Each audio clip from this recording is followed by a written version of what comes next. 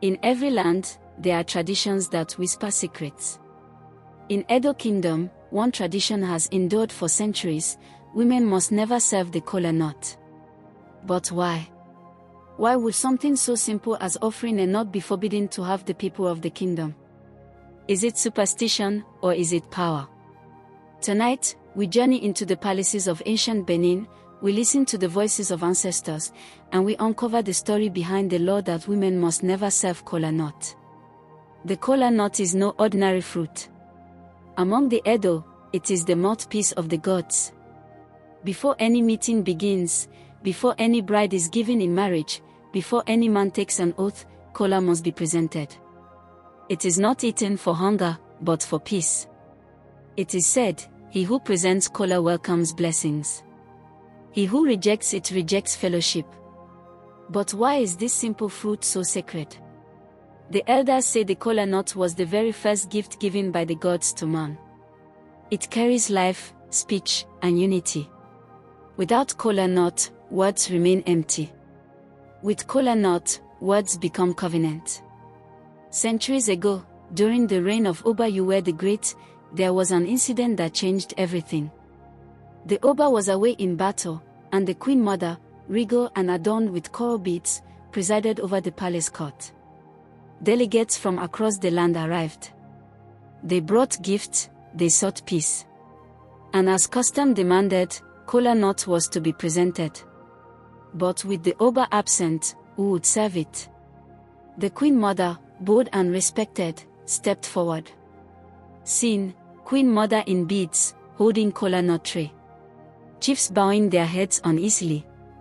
She raised the kola nut. The room grew silent. She prayed. She split it. But instead of breaking into neat halves, a sign of blessing, the kola nut scattered into jagged pieces. The chiefs gasped. To them, it was a curse. A warning. An omen. Elder chief, in dramatized dialogue. The spirits reject this hand. Blood shall follow. And indeed, within weeks, the kingdom faced rebellion. Warriors turned against one another, and the peace of the land was broken. From that day, the elders decreed, never again shall a woman present kola in Edo Kingdom. Yet, there is more than legend. In the old ways, blood was sacred.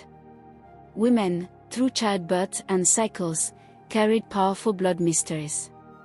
Life came through them, but that power was considered too raw, too unpredictable for ritual acts that required purity. To serve kola meant standing between the human world and the ancestors. The elders believed that if a woman performed it, her natural powers could clash with the ritual, bringing imbalance. Thus, men were chosen not because they were greater, but because their bodies were considered ritually neutral for this one act. The women were not despised, they were simply set apart for a different kind of power. Kola nut was more than food. It was a throne in itself. To present kola was to speak on behalf of the land. It was political. It was royal. It was the authority of the Oba made visible. When an elder lifts kola, he declares, "This land accepts you." The ancestors witnessed this covenant. To allow women into this ritual, in the eyes of the ancients, would blur authority and upset order.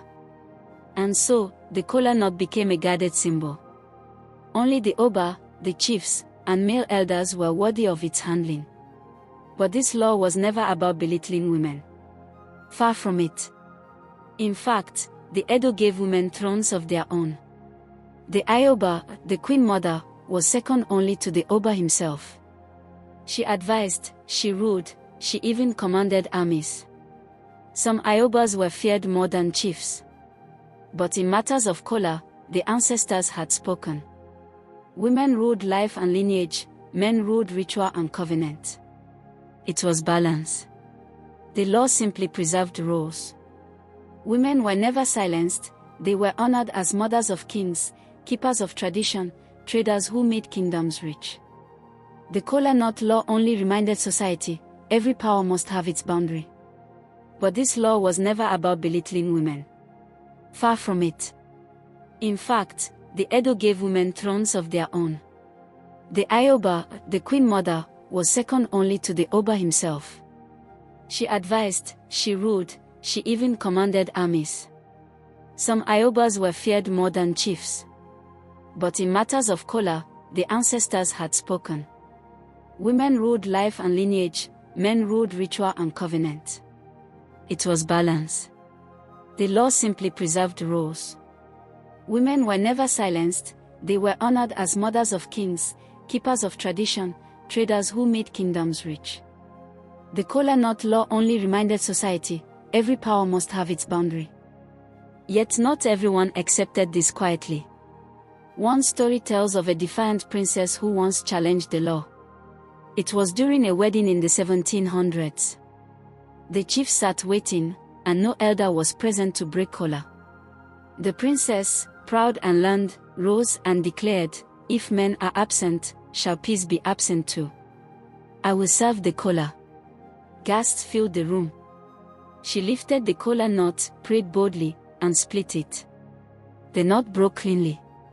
But before anyone could rejoice, thunder cracked across the sky, and rain poured violently, scattering the ceremony. The elders cried, "The spirits won again." From that day, no woman dared repeat her act. The law was sealed with fear. Even today, the tradition lives strong.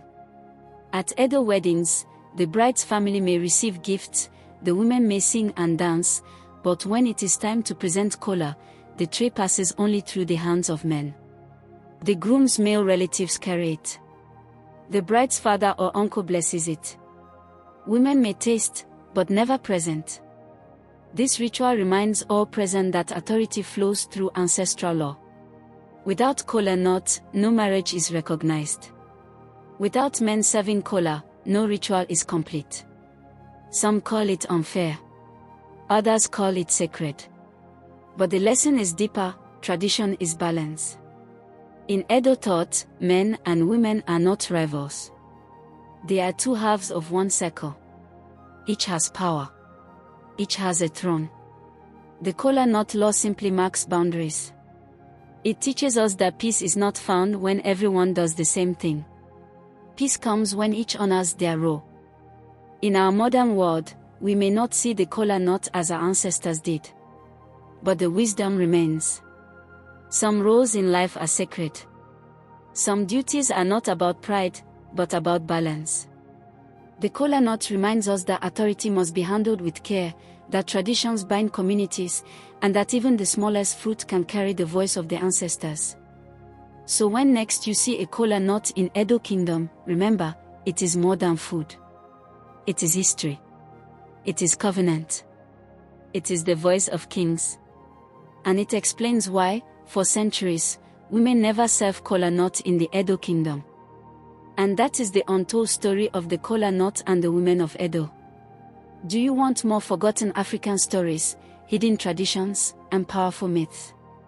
Then like this video, share it with friends, and subscribe to the channel for more stories from the heart of our heritage.